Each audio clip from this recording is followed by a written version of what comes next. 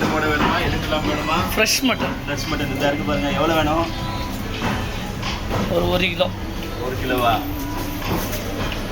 1 kilo போடுங்க. அண்ணா ஒரு பப்பை அப்படியே போட்டுருமா? அப்படியே போட்டுருங்க. நம்மள்ட்ட நாட்டாட அப்படியே ஃப்ரெஷ்ஷாக வரும். ரைட் அப்படியே போட்டுருங்க.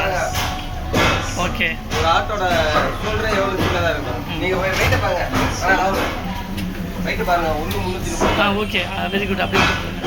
அழகா ஜோக்கா வட்டிடுவோமா? வச்சிடலாம்.